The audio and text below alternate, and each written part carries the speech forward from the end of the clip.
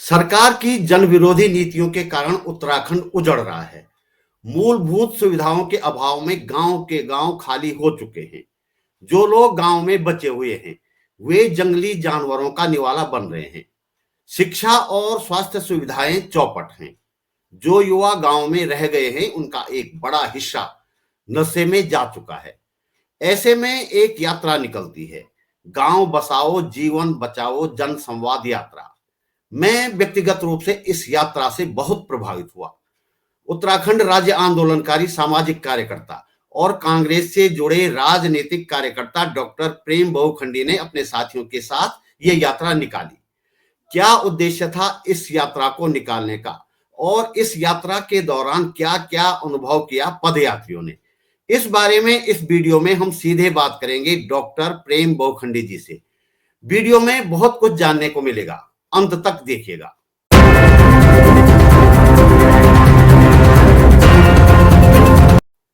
नमस्कार, बात बोलेगी पर आपका स्वागत। मेरा नाम है त्रिलोचन भट्ट और मैं करता हूं जन सरोकारों की बात। बात बोलेगी चैनल नहीं, एक आंदोलन है। एक ऐसा आंदोलन जो घोर आर्थिक संकट के बावजूद दृढ़ता से चलाया जा रहा है। इस आंदोलन को आपके सहयोग की जरूरत है। हम सीधे चलते हैं डॉक्टर प्रेम बहुखंडी जी के पास। मैं जल्दी से जल्दी उन्हें जोड़ने की कोशिश कर रहा हूं। बहुखंडी जी नमस्कार। जी नमस्कार जी, बात बोलेगी पर आपका स्वागत। आपने टाइम निकाला हमारे लिए, बहुत धन्यवाद। तो आपने जो अभी एक पद यात्रा निकाली है, गांव बसाओ जीवन बचाओ जन संवाद यात्रा, तो इस यात्रा के बारे में मैं सोच रहा था आपसे थोड़ी बातचीत करूं और आपसे बातचीत आगे बढ़ाऊं। मैं थोड़ा चाहता हूं कि एक झलकी हम इस पद यात्रा की जरूर देखें। थोड़ा सा टाइम दे दीजिए।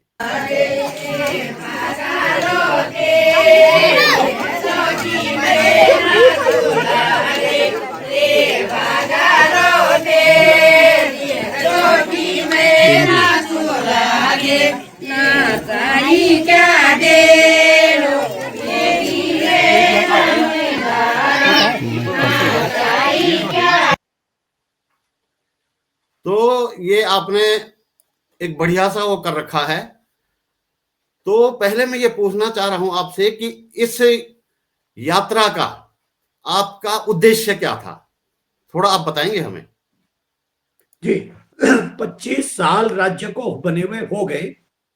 लगभग 30 साल पहले यानी कि 1994-95 में जब आंदोलन अपने पीक पे था और हम डिग्री कॉलेज में पढ़ रहे थे, उस वक्त हम आंदोलनकारी के तौर पे सड़कों में थे। हमने मुझे नहीं पता कि हम क्यों आंदोलन में कूदे, लेकिन आंदोलन में कूदे और हमें लगा कि एक बेहतरीन राज्य बनेगा, इसमें शिक्षा स्वास्थ्य रोजगार हमारे अपने जो मुद्दे हैं उनका हल होगा। हालांकि उससे पहले हम जानते नहीं थे कि दिक्कतें कहाँ हैं, क्योंकि बहुत छोटे थे हम। डिग्री कॉलेज के विद्यार्थियों को कितना नॉलेज होता है उतना ही हमें था। लेकिन हम आंदोलन में कूदे, जेल गए, थाने गए, लाठी खाई, डंडे खाए, सब कुछ किया। अब राज्य को हो गए 25 साल हो गए। इस बीच में मैंने क्या किया कि राज्य से संबंधित मुद्दों पर अध्ययन किया, डॉक्टरेट करी, मुद्दों को समझने का प्रयास किया और लगातार मैं पहाड़ के अंदर घूमता फिरता रहता हूँ। पहले पर्यावरण कार्यकर्ता के तौर पे, सामाजिक कार्यकर्ता के तौर पे और अभी राजनीतिक कार्यकर्ता के तौर पर एक पॉलिटिकल पार्टी के साथ मैं सीधे सीधे तौर पे जुड़ा हुआ। मैं कांग्रेस पार्टी के लिए लगातार घोषणा पत्र लिखने का काम करता रहा हूं पिछले कई दिनों से। कांग्रेस पार्टी के बहुत सारे डॉक्यूमेंट्स को मैं लिखता रहता हूं। मुझे लगा कि 25 वर्ष के बाद क्या वही राज्य है जिसको मैं समझता हूं, या राज्य की स्थिति बदल गई और हम यहाँ ड्राइंग रूम में बैठकर ही राज्य के बारे में चर्चा कर रहे हैं। तो जरा एक बार उसको समझने का प्रयास किया। ये आइडिया मैंने अपने कुछ मित्रों से बात शेयर किया जो आंदोलनकारी थे या जो अलग अलग तरह की आस्कोट अराकोट यात्रा में पदयात्री थे या जो साहित्यकार लोग, कलाकार, उस तरह के लोगों से मैंने बात करी। मुझे लगा कि भाई जब यहाँ पर एक फैंसी ड्रेस कंपटीशन हो रहा है, जिसमें जिला अधिकारी से लेके और नगर निगम अधिकारी, वो की जो मेयर है वो पारंपरिक गहने पहन रही हैं, तो मैं जरा उन पर्वतीय महिलाओं की एक्चुअल स्थिति को भी जान लूं जिनके नाम पर ये गहने पहने जा रहे हैं कि वो किस इस परिस्थिति में। तो फिर इसलिए हमने ठीक 9 तारीख को 25 साल हुए और 10 तारीख की सुबह हमने यात्रा का शुभारंभ किया। इस यात्रा के अंदर हमने जानने का प्रयास किया, हमने समाज के साथ डायलॉग किया। जैसे कि हमने लिखा हुआ है गांव बसाओ। बहुत सारे लोग गांव बचाओ की बात करते हैं, मैंने गांव बचाओ की बात नहीं कर रहे, हम गांव बसाओ की बात कर रहे हैं। इस पर भी पूरा फिलोसफिकल डिबेट हुई, हमारे दोस्तों के बीच में चर्चा हुई कि ये बचाओ और बसाओ में क्या फर्क। जब हम जी बचाव की बात करते हैं तो हम कोई अथॉरिटी बनकर जाते हैं और कहते हैं नहीं नहीं भाई तुम यहाँ प्रिमिटिव ट्राइब की तरह से, यही आदिवासियों की तरह से, यही दीन दुखियों की तरह से रहिए, हम आपको 5 किलो अनाज या कुछ रोजगार देते रहेंगे और यहीं रहो, यहाँ से बाहर मत आना। ये हो गया जी बचाओ। बिल्कुल बिल्कुल। हमें कह रहे हैं, हम बहुत साल से कह रहे हैं, हमसे पहले जो ऋषि वल्लभ सुंदरयाल जी जैसे बड़े सामाजिक लेफ्टिस्ट कार्यकर्ता थे, उन्होंने बहुत जी पहले, चारू तिवारी ने मुझे बताया कि उन्होंने एक कार्यक्रम किया था जिसमें उनका कहना था और जो थॉट था, हिमालय तभी बचेगा जब हिमालय बसेगा, हिमालय को जी बिल्कुल। बसाए बिना आप हिमालय को बचा नहीं सकते, ये उनका हम्म, कहना था। और इसी जी को हमने समझने के लिए ये पूरा का पूरा अभियान चलाया। तो जी जब बचाव और बसाव के बीच में एक छोटी सी बात मैं आपको कहता हूँ, इकोलॉजिकल जो हम कह रहे बात कर रहे हैं, आपने भी देखा होगा, आप भी पहाड़ के रहने वाले हैं। जी। तीन झाड़ियां, लेंटाना, हम्म, गाजर घास और काला बांस, जिस हम्म, बड़े पैमाने पर ये बाहर की झाड़ियां हैं, इन्वेसिव प्लांट्स जिनको हम कहते हैं, क्रांति आक्रामक जो प्लांट है जिन्होंने वहां की पूरी बायोडाइवर्सिटी को खराब कर दिया है, वो जी नुकसानदायक हो। हम्म, पर्वतीय क्षेत्र के अंदर हमने अपने गांव के आसपास में जंगली सुअर नहीं देखे थे, पहले कभी रहते होंगे थोड़ी बहुत जगह दूर दराज में, हमने कभी नहीं देखे थे। जिस बड़े पैमाने पर जंगली सुअर, जिस बड़े पैमाने पर मोर, मोर भी नहीं होता हम्म, था, मोर आ गए जी हैं, जी। जिस बड़े पैमाने पर ये बंदर सुअर जंगली लंगूर आ गए हैं, ये हम्म, पूरी बायोडाइवर्सिटी के लिए, पूरी पारिस्थितिकी के लिए नुकसानदायक है। ये हम बताने की चाह रहे हैं कि जब गांव बसेगा, ये कुछ कम होंगे, जंगली झाड़ियां कम होंगी, तो यहाँ का जो प्लांट है जिसको हम भीमल कह सकते हैं, खड़िक कह सकते हैं, हम हम्म, ये हिसोले कह सकते हैं, किनवड़े कह सकते हैं, ये तब बचेंगे। तो ये पूरी यात्रा इसको समझने की थी, हम्म, लोगों को समझने की थी और जानने की कोशिश कर रहे थे कि आखिर है क्या। तो जहां एक तरफ ये डिस्ट्रिक्ट मजिस्ट्रेट या बाकी लोग फैंसी ड्रेस में इन्वॉल्व थे, गांव की महिलाओं से हम जी चर्चा कर रहे थे कि भाई दिन भर में कम से कम 2 बोतल पानी पीजिए। वो कह रही थी पैंट चाहिए नहीं, पानी है ही नहीं, कहाँ से पिए। हम उनको कह रहे थे कि जी जी। थाली में 7 रंग का भोजन होना चाहिए। वो कह रही है 7 रंग हम्म, तो यहाँ 2 रंग का भोजन नहीं मिल रहा है, जो कमाया है वो भी और- नहीं खा पा रहे हैं हम। ये सारी चीजें हम हम्म। जानने की कोशिश। अच्छा, इस यात्रा में आप कितने गांवों को आपने कवर किया होगा और कितने लोग इस यात्रा में आपके साथ थे और कितने लोगों से आपने संपर्क किया या संपर्क करने में सफल हो पाए? देखिए गांव के अंदर लोग तो बचे हुए हैं नहीं, 50-60 गांव में, किसी गांव में थोड़ा 100 लोग आ गए, जैसे अभी गडरी आपने दिखाया उसमें थोड़ा ज्यादा जनसंख्या है तो 100 लोग आ गए। जी किसी गांव में जी लगभग 50 लोग, 35 लोग, 37 लोग इस तरह के थे। हमने जी छोटी मोटी मतलब चर्चाएं करी, गांव में 10 लोगों के साथ भी करी, 20 लोगों के साथ भी करी। और जी। हमारा 65 गांव का टारगेट था, लेकिन बीच में हम 65 गांव नहीं जा पाए, क्योंकि एक तो हम्म, बगड़ी में जो महिला की हत्या हो गई, हाँ बाघ ने जो खा लिया। भालू तो ये भालू ने। वो वाली, वो पूरी बेल्ट हमारी जाना था, उसके 5-6-7 गांव हैं जिसमें मेरा भी गांव जी है, उस पूरे इलाके में जाना था, वो हमारा कैंसिल करना पड़ा क्योंकि वहां रोज जी बहुत था।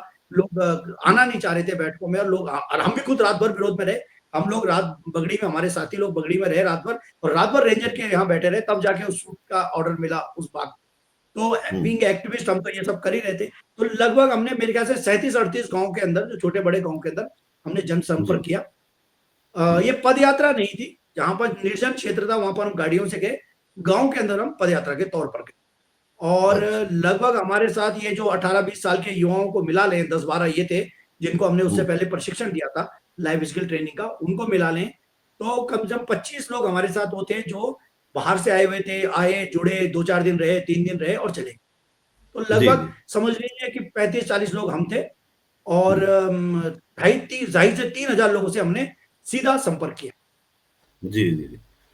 250 से 300 लोगों से। तो तीन इस हजार यात्रा में ढाई से तीन आपने जो हजार है 3,000, ठीक ठीक, 2,500 से 3,000 लोगों से आप, मतलब एक ये बड़ी संख्या है। तो मैंने जी। देखा है कि आपने एक रिपोर्ट भी इसकी निकाली है, जो मैं थोड़ा सा देख रहा था। तो मुख्य रूप से आपने किन किन समस्याओं को चिन्हित किया अपनी इस यात्रा के दौरान? देखिए, कुपोषण एक बहुत बड़ा मुद्दा है जिस पर मैं कई साल से काम कर रहा हूँ, आप जानते हैं इस बात को। मैं कुपोषण पे हमने हाईलाइट किया जी है। जंगली जानवरों का मुद्दा सारे लोग बता रहे हैं, हाँ बिल्कुल। बंजर होते खेत और पानी। आपकी यात्रा के जी, दौरान ही 2-3 केस आप ही के इलाके में पोखड़ा में हुए हैं। 4 केस, 4 केस। चार एक महिला एक दिन पहले हमारे साथ बैठक में थी और अगले दिन उस पर हमला कर दिया। वो एक गांव में हमने रात को जाना था और दिन में 2:30 बजे पता, रात को जाना था, जी रास्ते में थे हम लोग, 2:30 बजे पता चला वहां एक महिला को खा गया। इसलिए जी रात हम वहां नहीं गए, और हमको एक रिजॉर्ट में, एक गेस्ट हाउस में रुकना पड़ा, पीडब्ल्यूडी के गेस्ट हाउस, क्योंकि हम्म, पहाड़ों में रहने की थोड़ा समस्या तो रहती है। ये जी तो बिल्कुल। बताओ ना एडवांस में। 22-24 लोगों के लिए खाने की व्यवस्था करना थोड़ा मुश्किल तो होता है। तो एक गाँव जी में जी हमने जाना था, वहाँ 2:30 बजे जो है बाघ ने खा दिया, तो उनका उनका कहना है, यार अब कैसे आओगे? हमने कहा बिल्कुल बात सही है। हमारे साथी गए रात को, वहाँ से वो डेड बॉडी को लाने में, वो जो विरोध करने में, वो सब में इन्वॉल्व है। जी तो लगभग हमने ये सब रिपोर्ट दिए, हम रिपोर्ट को डेवलप कर रहे हैं। मनरेगा, हम्म, मैं हमेशा कहता जी हूँ कि मनरेगा एक गेम चेंजिंग हो सकता है पर्वतीय क्षेत्र के लिए। मनरेगा हम्म, का इम्प्लीमेंटेशन नहीं हो रहा है। 20 से 22 दिन या 24 दिन का काम मनरेगा में मिल रहा है लोगों को। वो अच्छा, एक 100 बहुत दिन का बड़ा मिलना चाहिए। एस्पेक्ट, 100 दिन का मिलना चाहिए, जी। गारंटीड मिलना चाहिए, वो नहीं मिल रहा है। अच्छा, मेरा उसमें हम्म, सिंपल कैलकुलेशन ये कहना है कि अगर हम 100 दिन का रोजगार दे दें या 250 रुपए दिहाड़ी दे दें, तो लगभग हम्म, 25,000 रुपए बनते हैं। और मैंने एक पर्वतीय क्षेत्र में एक गाँव है, मंझगाँव, मंझगाँव हम्म, बसूर, मंझगाँव बसूर में एक व्यक्ति से मैंने पूछा कि जी। आप कहाँ क्या करते थे? उसने कहा, मैं 17 साल पंजाब के एक होटल में नौकरी करके आया। बर्तन अच्छा। धोता था, छोटा-मोटा काम करता। हम्म, मैंने घर में कितना हम्म, पैसा भेजते थे? मेरा 2 से ढाई हज़ार रुपए। कितना कमाते थे? 7 से 8,000। 7-8 हज़ार हम्म, में 2 ढाई हज़ार भेजता था, खाना होटल में फ्री था, लेकिन कमरा तो पैसा देना पड़ता। बिल्कुल यानी बिल्कुल। कि साल भर में वो 25 से 30 हज़ार रुपए भेजता था। हम्म, अगर 25 से 30 हज़ार रुपए की गारंटीड इनकम 100 दिन के अंदर यहीं मिल जाए, हम्म, तो बाकी के 265 दिन वो घर के दूसरे काम कर सकता है, खेती के काम कर सकता है, जल संरक्षण के काम कर सकता है, छोटे-मोटे ठेके हम्म, ले सकता है, गाँव बसेगा। तो गाँव बसाना जो इसके लिए ज़रूरी नहीं है कि जो बहुत सारे लोग रिवर्स प्लान की बात करते हैं, मैं कहता हूँ रिवर्स प्लान थोड़ा-सा यूटोपियन टर्म है। इसलिए टर्म हम्म, यूटोपियन है कि बहुत सारे लोग जिनको 1-1 लाख रुपए तनख्वाह बाहर मिल रही है, वो दूर से बोल तो लेंगे, लेकिन जाएँगे नहीं। पर जिसको 10 हम्म, से 15,000 रुपए में जो लड़का अपनी हड्डियाँ गला रहा है, भट्टी के आगे, महानगरों में पॉल्यूशन हो रहा है, उसके बच्चे भी हम्म, बहुत ही दयनीय स्थिति में रह रहे हैं, दिल्ली के खोड़ा में या खजूरी बस्ती में या जो खिचड़ीपुर में रह रहे हैं, महाराष्ट्र के किसी उसमें रह रहे हैं, स्लम में रह रहे हैं, उनके लिए हम्म, ये चाह रहे थे कि भाई अगर मनरेगा पूरी तरह से लागू हो जाए, तो 100 दिन के रोजगार में इतना मिले। बल्कि मैं तो एक कदम आगे बढ़ के कहता हूँ कि 200 दिन का रोजगार दिया जाना चाहिए पर परिवार को, ताकि अगर पति-पत्नी दोनों मिलके 100 दिन के अंदर 50,000 कमा दें तो बहुत होगा। हजार के तो मालिक एक तो ये जी। हमको एक निकल के आया। बंजर हम्म, खेत एक बहुत बड़ी समस्या वहाँ पहाड़ों में हो रहे हैं। हाँ बंजर बिल्कुल, खेत मैंने में भी दिक्कत देखा आपके इलाके में। बंजर खेत में दिक्कत क्या हो रही है कि अगर बगल वाला खेत किसी ऐसे, क्योंकि हमारे इलाके में एजुकेशन बहुत पहले आ गई थी, हम्म, 1862-63 में हमारे यहाँ प्राथमिक विद्यालय खुल गया। पोखरा में। एजुकेशन होने की वजह से है कि हम्म, बड़े पैमाने पर यहाँ से लोग बाहर चले गए। जो जी। बॉम्बे, दिल्ली महानगरों में सेटल हो गए, वो अपना खेत ना तो किसी को दे रहे हैं और ना हम्म, खुद कर रहे हैं। उनके खेत में बंजर मतलब लैंटाना उग गया है। उनके खेत हम्म, में जंगली ये क्या बोल सकते हैं, सेही जिसको हम कहते हैं, जिसको हम हम्म, चूहा है, ये जो चिड़िया है, ये भी नुकसान पहुँचा रही है। हमें तो सिर्फ बड़े जानवरों की बात कर रहे हैं ना, सूअर और हम्म, बंदरों की बात कर रहे हैं, बाघ की बात कर रहे हैं, भालू की बात कर रहे हैं। चूहे की और सेही की बात कोई नहीं कर रहा। तो ये जंगली बिल्कुल मुर्गों की बिल्कुल। कोई बात नहीं कर रहा है, जो फसल बोते ही खा जा रहे हैं। तो किसान इससे जी। परेशान है, तो ये एक निकल के आया और निवेदन हमने लोगों से कहा कि आप अपने गाँव के उन लोगों से बात कीजिए, जो बाहर रह रहे हैं, कि भई आप अपने खेत को उपजाऊ कीजिए या इसके लिए कुछ और प्रबंधन कीजिए। एक और चीज़, गाँव के अंदर जो खंडर मकान है, वो हम्म, जंगली जानवरों के चरने के अड्डे बने पड़े। वो ठीक, हमने हाँ उन हाँ हाँ, लोगों से ये बिल्कुल। निवेदन हम्म, किया कि आप हम्म, अपने गाँव के उन लोगों से पूछिए जिनके मकान खंडर हैं, भई या तो इनको तोड़ दें, डिसमेंटल कर दें, हम्म, उसका मलबा एक साइड में रख दें या फिर हम्म, उसको नया बना दें।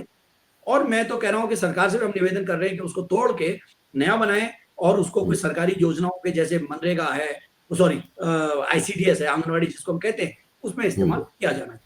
तो ये हम्म। हमने कुछ समस्याएँ देखी, कुपोषण मैंने आपको कह दिया, पानी की कमी देख ली। एक गाँव में शिक्षा और स्वास्थ्य के मामले में क्या नोट किया आपने?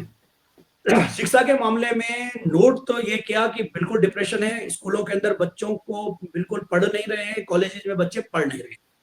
अब हम्म, कॉलेज में क्यों नहीं पढ़ रहे हैं बच्चे, इस पर मैंने पहले भी चर्चा की थी आपके साथ कि सतपुली के डिग्री कॉलेज में चाहे गवर्नर आ जाए, बच्चों को हम्म, 11 बजे जाना ही जाना है, क्योंकि गाड़ी 11 बजे चली जाती है जी और जी। सुबह वो 8 बजे आ जाते हैं, जबकि कॉलेज 10 बजे खुल रहा है।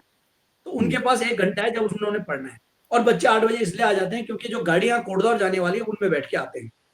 हम्म, यही चौबट्टा खाल में हमने चौबट्टा खाल में 2 दिन कार्यक्रम करने की कोशिश करी। कार्यक्रम इसलिए नहीं हो पाता है क्योंकि बच्चे वहाँ नहीं हैं। बच्चे क्यों हम्म, नहीं है? क्योंकि बच्चों को एक-एक दिन का 2-200 डेढ़-डेढ़ सौ रुपए वो कहाँ से लाएँगे?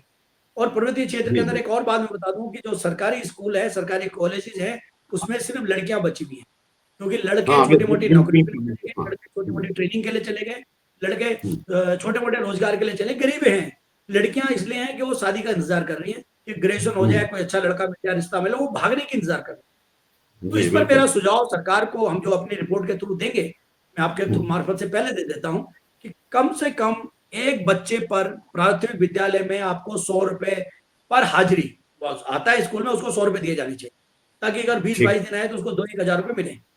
उससे मिले क्या जी। फायदा होगा कि उसके माँ बाप मोटिवेट होंगे उसको सरकारी स्कूल में पढ़ाने के लिए, खासकर जो लोग दिल्ली के खोड़ा में या दिल्ली की ऐसी बस्तियों में रह के सरकारी स्कूलों में पढ़ा रहे हैं। 15,000 वाला क्या दून स्कूल में पढ़ा पाएगा, सेंट जोसेफ में, सेंट थॉमस में पढ़ा पाएगा? तो डेफिनेटली वो जी जी। पढ़ा तो सरकारी विद्यालयों में रहे। एक तो किया जाए और डिग्री कॉलेज के बच्चों के लिए मेरा मानना है कि कम से कम 250 रुपए प्रतिदिन दिया जाना चाहिए और उसकी हाजिरी बायोमेट्रिक से सुबह और शाम 2 बार लगनी चाहिए। क्यों? हम्म, क्योंकि ये जो लड़कियां हैं ये एक तरह से कहने को तो है कि शिक्षित बेरोजगार हो जाएगी, लेकिन एक्चुअली इनको हम्म, कुछ आता नहीं है। आएगा कहाँ से? वो हम्म, पढ़ ही नहीं रही है, कष्ट में आ रही है, उसको रोज का 250 रुपए कहाँ से लाएगी? किसके पास है रोज हम्म, का 250 रुपए देने के लिए? तो नहीं दे बिल्कुल। पाए। ठीक है, कुछ लोग हम्म, ये कहेंगे कि ये 250 रुपए देंगे तो बच्चे जो है मोबाइल खरीद लेंगे, रील बनाएंगे, वो कुछ तो होंगे, लेकिन हम्म, अधिकतर उसमें नहीं होंगे। अधिकतर इसलिए नहीं होंगे क्योंकि अधिकतर बच्चे पढ़ने वाले होते हैं। हम सब पढ़ने वाले थे, अगर जरा सा हमको मदद कोई कर देता, मैं जेएनयू से हम्म, पीएचडी किया हूँ, अगर वहां से कोई मुझे 1000 रुपए महीने की मदद कर देता, मेरा कितना बड़ा हम्म, काम हो जाता। 1000 रुपए की बात करूँ तो हम्म, यहाँ मैं चाह रहा हूँ कम से कम 200-250 रुपया प्रति बच्चा हम्म, मिलना चाहिए। अब कई लोग कहेंगे कि भाई ये क्यों? अच्छा, तीसरी बात जो मेरा एक और सजेशन है कि जो ये प्रधानमंत्री किसान सम्मान योजना मिलती है 2000 रुपया, ये हम्म, बंद की जानी चाहिए। हम्म, इसके स्थान पर, क्योंकि ये ज्यादातर बंजर खेतों के मालिकों को मिल रही है जो दिल्ली बॉम्बे में बैठे हुए हैं, हम्म, वो एक्चुअली खेती के लिए तो आ नहीं रहा है। तो सिर्फ इसलिए कि आपके पास जमीन है, आपको 2000 रुपया मिल रहा है। वो भी कितनों को मिल रहा है, अभी मैं उसके मैंने कोई रिकॉर्ड नहीं निकाला, लेकिन बहुत ज्यादा को नहीं मिल रहा पहाड़ में। मेरा सुझाव ठीक। ये है बहुत दिनों से कि जो व्यक्ति अपने खेत में हल चलाए, चाहे कैसे भी चलाए, और हम्म, झाड़ियां काटे, उसको सिर्फ इस बात का पैसा मिलना चाहिए कि तूने खेत में हल चलाया। अब कई बिल्कुल लोग बिल्कुल। कहेंगे कि भाई ये इसका क्या फायदा होगा? इसका सीधा हम्म, फायदा होगा कि पानी, जमीन में पानी जाएगा। कृषि पूरी हम्म, दुनिया में कहीं भी प्रॉफिटेबल धंधा नहीं होता है। कृषि के हम्म, लिए सरकार को सब्सिडाइज करना पड़ता है, कृषि के लिए सरकार को पैसा देना पड़ता है और देना चाहिए। हम्म, क्योंकि किसान हम्म, के फसल का क्या होता है कि रात को फसल बहुत बढ़िया है, रात को उसको लग रहा है कि अरे 5 लाख रुपए आने वाले, और सुबह पता चला है बारिश से, आंधी से, तूफान से या किसी और तरीके से पूरी फसल चौपट हो गई, अगले दिन वो बेचारा आत्महत्या करने के लिए मजबूर हो जाता है। ऐसे एवज बिल्कुल। में कि उसको सिर्फ इस बात का, उसको इकोलॉजिकल सोशल सर्विस मानते हुए, पारिस्थितिकी समाज सेवा मानते हुए उसको कुछ हम्म, पैसा दिया जाना चाहिए, ताकि वो खेत में हल चलाए। और जब खेत में हल हम्म, चलेगा तो उससे पानी जाएगा, जमीन में पानी जाएगा तो पानी रिचार्ज होगा, पानी रिचार्ज होगा तो जो नदी है वो पूरी एक्वेटिक लाइफ बची रहेगी, और अल्टीमेटली जो गंगा पे हम इतना पैसा खर्च कर रहे हैं वो खर्च नहीं हम्म, करना पड़ेगा। गंगा का ज्यादातर पानी नॉन ग्लेशियर रिवर से आता है, और नॉन ग्लेशियर रिवर इन्हीं गदेरों से आएगा। वो हम्म, ग्लेशियर पिघलने से पानी आना अच्छी बात नहीं है। तो एक ये बहुत हम्म, महत्वपूर्ण मुद्दा है, 3 चीजें हमको हम्म, पैसा देना चाहिए। एक मैं और बात अपनी बात रखता हूँ, जो अर्बन डेवलपमेंट पे काम करने वाले लोग हैं, जो जी। उनकी कैलकुलेशन है, उनका ये कहना है हम्म, कि एक व्यक्ति जो अर्बन में रह रहा है, शहर में रह रहा है, जैसे मैं शहर में रह रहा हूँ, आप शहर में रह रहे हैं, उस पर सरकार हम्म, बिना आपको और कुछ पैसा दिए, भुजा मुझे कुछ पैसा दिए, उसके बावजूद भी सरकार का हम पर 50,000 से 1 लाख रुपए खर्च होता है सिविल लाइन के लिए, बिल्कुल। ट्रैफिक प्रिपरेशन के तौर पे। जो बिजली हमको हम्म, सब्सिडाइज दे रही है, जो बाकी खर्चे हम पे चला रही है, म्यूनसिपल कॉर्पोरेशन, म्यूनसिपलिटी के हम्म, खर्चे हैं वो चला रही है, उसके एवज में अगर हम ग्रामीण हम्म, क्षेत्र में किसी व्यक्ति को थोड़ा सा पैसा देकर के, तो यहीं रहे, यहाँ से मत निकलना, हम्म, और कुछ जब उसको 5-7 हजार 10 हजार उसकी आय हो जाएगी तो वहां रहेगा, तो जी। उससे वो इकोलॉजिकल सर्विस हम्म, करेगा, और जो अर्बन सेंटर में प्रेशर पड़ेगा वो कम हो जाएगा। जो देहरादून में हम्म, ट्रैफिक का प्रेशर है, जो स्लम में प्रेशर है, जिसको मेंटेन करने के लिए सरकार को इतना पैसा देना पड़ेगा, वो कम पड़ जाए।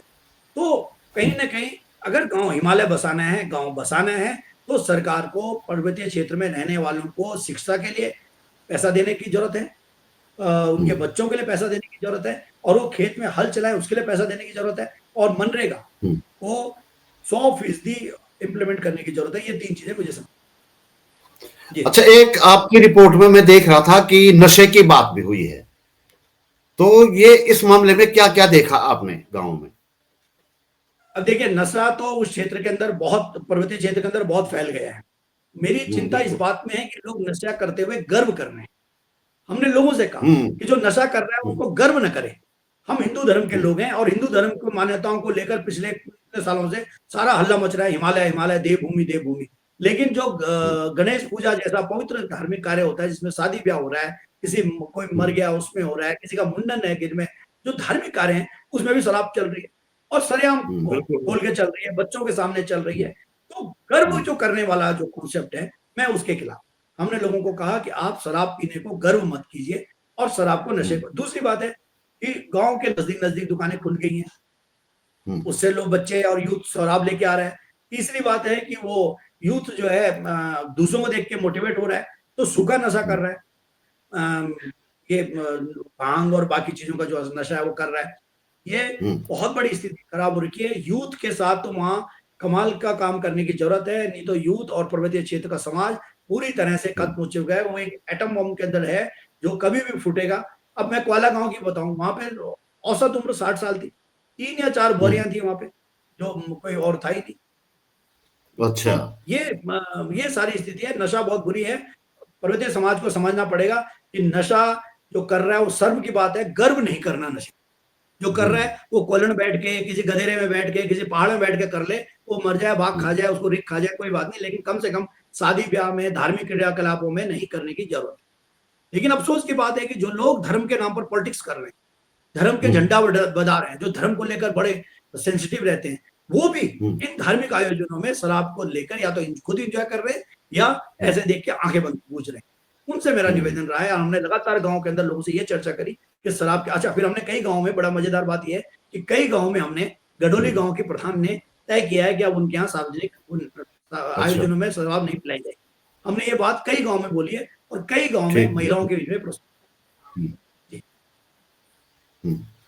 अच्छा, अपनी रिपोर्ट में आपने कुछ समाधान भी सुझाए हैं, तो मोटे तौर पे आप बताएंगे क्या क्या समाधान समस्याओं के आपने दिए हैं अपनी रिपोर्ट में? मनरेगा एक तो सबसे महत्वपूर्ण है कि मनरेगा को 100 दिन की दिहाड़ी गारंटेड दी जाए। पहला, कॉलेज के बच्चों के लिए कम से कम 250 रुपए पर हाजिरी, मतलब सुबह शाम की 2 हाजिरी हो, ताकि बच्चे 4 घंटे कॉलेज में रहें, तो 4 घंटे वो कॉलेज पढ़ाई हो। वो सिर्फ इसलिए नहीं कि नंबर ऑफ कॉलेजेस की जरूरत नहीं है। स्कूल के बच्चों के लिए गारंटेड पैसा दिया जाना चाहिए, 100 रुपए, कम से कम 100 रुपए दिहाड़ी, 100 रुपए पर हाजिरी, ताकि, क्योंकि हम ये मान के चल रहे हैं कि स्कूल में बच्चा रहेगा तो वो तो टीचर के उसमें रहता है, तो रहता ही है 4-5 घंटे जितने दिन रहता है, कि उसके लिए बहुत जरूरत है। मनरेगा को मैंने बता ही दिया। ICDS को इम्प्लीमेंट करने की जरूरत है। बच्चों को 12वीं तक के बच्चों को भोजन दिया जाना चाहिए। अभी सिर्फ कक्षा 8 तक के बच्चों को दिया जा रहा है। 12वीं तक, 9 से लेके 12वीं तक के बच्चों की हालत भी उतनी ही खराब है, वो भी उसी परिस्थिति से आ रहे हैं। तो एक नियम है कि 1000 मीटर से ऊपर के हिमालय क्षेत्र में हरे पेड़ों के कटान पर रोक लगी है। तो इसी तरह से हम एक वो तय कर लें, मानक तय कर लें, 1000 मीटर कर लें, 600 मीटर कर लें, 700 मीटर कर लें, 800 मीटर, कुछ भी कर लें मानक तय। उसके ऊपर के हिमालय क्षेत्र के लिए एक अलग नीति बनाने की जरूरत है। उन अलग नीति में उनको स्पेशल पैसा देने की जरूरत है, ताकि अर्बन सेंटर्स पे एक तो ये जबरदस्ती का प्रेशर है वो कम हो।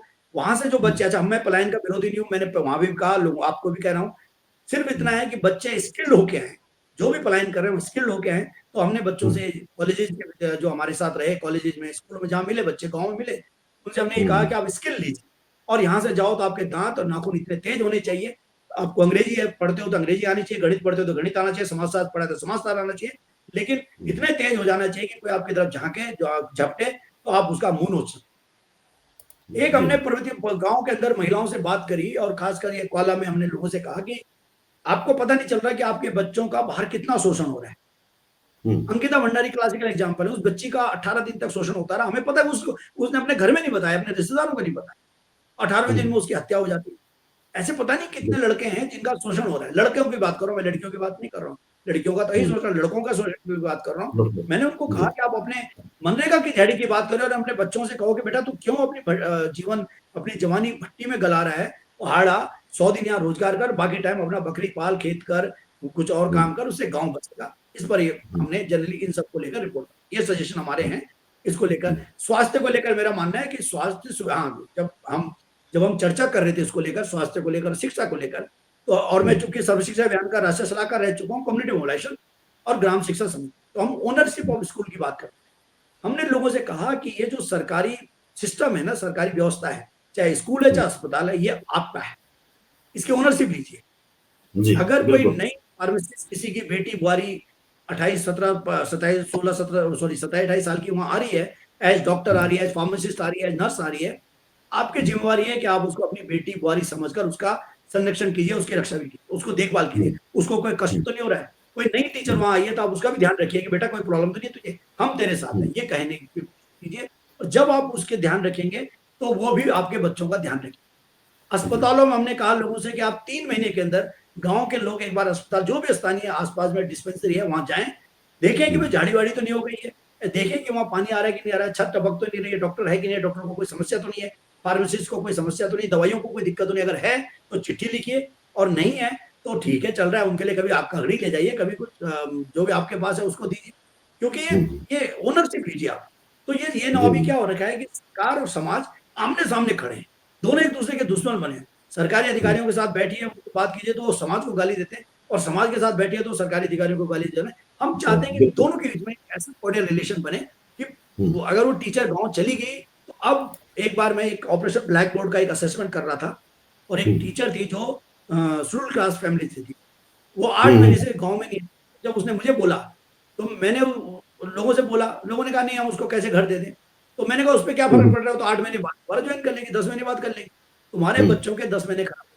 तो हमने लोगों से कहा कि आप टीचर्स को, क्योंकि वो भी किसी की बहू बेटी है, यंग लेडी है, उसका छोटा बच्चा है, उसकी देखभाल कीजिए, डॉक्टर्स अगर आए हैं, यंग फार्मासिस्ट आई है, उसका ध्यान रखिए, और फिर वो आपका ध्यान रखिए। इस पर हमारी चर्चा। अच्छा, एक हमारा टाइम भी हो रहा है, वैसे एक लास्ट सवाल लेकिन मैं पूछना चाहूंगा आपसे। इस तरह की यात्राएं लगातार कई बार होती रही हैं, लेकिन आमतौर पर होता क्या है भवखंडी जी की इस तरह की यात्राएं एक बार हुई और फिर खत्म, सब भूल भाल जाते हैं, उसका कोई फायदा होता नहीं है। तो आपने भविष्य के लिए क्या सोचा है? आप इन यात्राओं को जारी रखेंगे या इस तरह के जनसंवाद को आगे किस तरह बढ़ाएंगे? क्या है आपका ब्लूप्रिंट?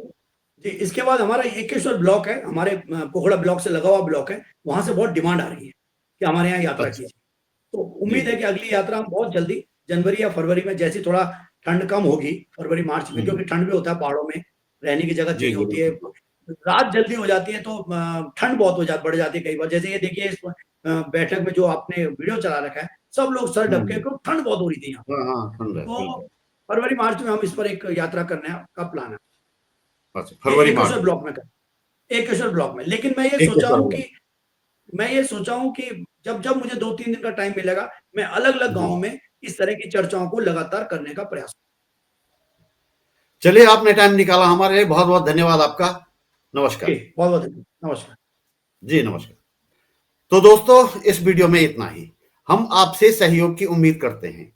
आपका सहयोग लाइक के रूप में हो सकता है, कमेंट के रूप में हो सकता है, वीडियो को शेयर करने के रूप में हो सकता है, या फिर आर्थिक सहयोग के रूप में भी हो सकता है। हम जनता की बात करते हैं, जन मुद्दों को उठाते हैं। किसी धन्ना सेठ या किसी सरकार के सामने हम हाथ नहीं फैलाते और नहीं फैलाएंगे।